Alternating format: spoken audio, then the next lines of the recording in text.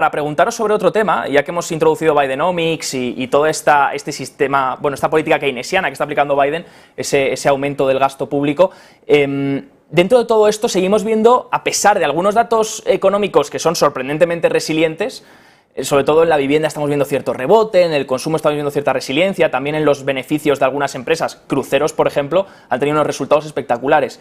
Dentro de todo eso, el sector manufacturero sigue sufriendo bastante en los últimos meses. De hecho, hoy hemos conocido PMIs manufactureros tanto en zona europea como en Estados Unidos, y el enfoque global es que se siguen contrayendo. Y de hecho nos comentaban desde el ISM, hoy hemos podido entrevistar al director del ISM manufacturero, nos decía, las fábricas están listas para producir porque ya no tienen los problemas de la cadena de suministros, pero el problema es que no hay demanda.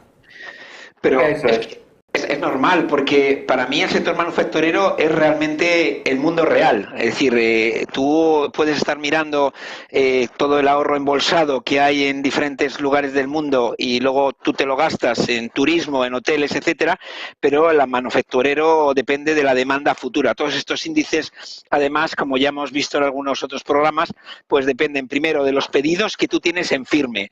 Segundo, la necesidad que tú tienes de acopiar materiales y digamos, algunos productos que en algunos casos con estos costes que hay ahora, con expectativas de que en el futuro puedan bajar ese precio, prefieren no hacerse.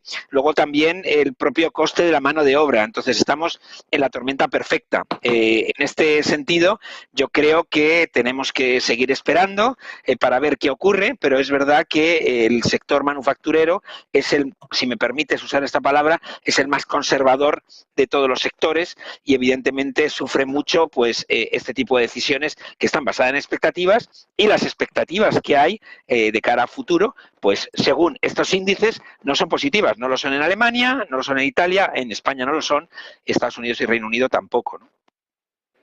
Bueno, sí.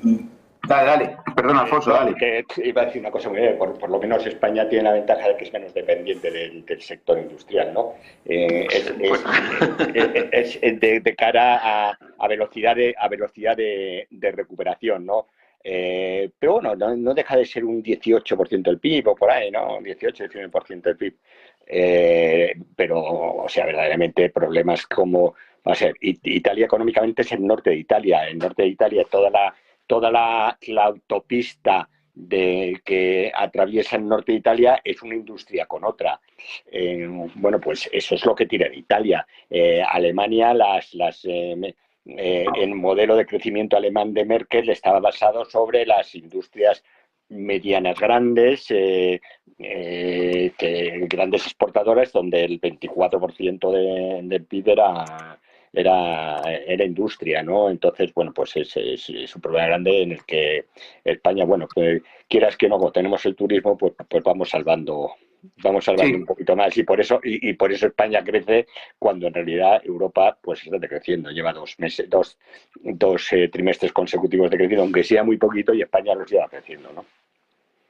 Sí, yo totalmente de acuerdo, y además nosotros cuando enseñamos, yo doy una asignatura en la carrera que se llama European Economic Integration y habla de la integración económica en Europa. Hay un libro de Baldwin y Wycliffe, que son dos de los Richard Baldwin y Wycliffe, que son dos de los autores más importantes en términos europeos, ¿no? Y tiene un libro de texto muy interesante. Y ahí se muestra, hay una foto muy bonita que podéis todos ver, que es básicamente Europa de noche. ¿Para qué se puede ver esto? Pues básicamente para ver cuál es el centro y cuál es la periferia de Europa, ¿no? El centro industrial de Europa está compuesto no solo por Alemania, no solo por Bélgica, no solo por el Benelux y el norte de Francia, también por el norte de Italia. Eso es lo que llamamos el centro europeo, donde encontramos la producción, las mayores producciones, digamos, la capacidad productiva más elevada en el territorio europeo. Por eso cualquier cosa que pase ahí, norte de Italia, Francia, Reino Unido o Alemania, tiene un impacto desmesurado en el resto de Europa, porque ahí está el centro de la cadena productiva en Europa.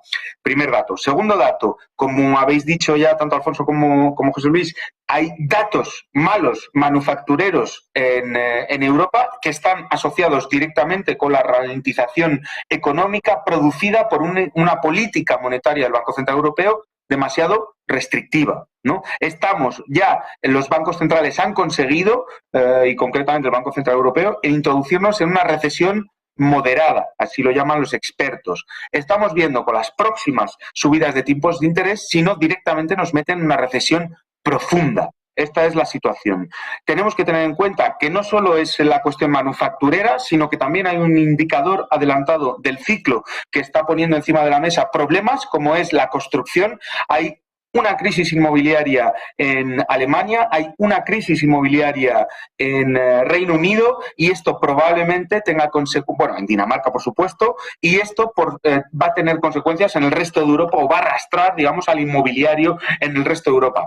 ¿Por qué hablo del inmobiliario? Porque, como decía, es un indicador adelantado del ciclo, es decir, cuando el inmobiliario empieza a caer, unos meses después, dependiendo del país, pueden ser más o menos meses, el PIB en ese país empieza a caer, porque un efecto arrastre muy potente. Y estas crisis inmobiliarias en el centro de Europa, es decir, en Alemania, en Reino Unido, principalmente, van a tener consecuencias inmobiliarias en el resto de Europa directamente ligado con la subida de tipos de interés del Banco Central Europeo, porque es una recesión que está siendo programada, es decir, que está siendo fabricada, diseñada y programada para que ocurra, ¿no?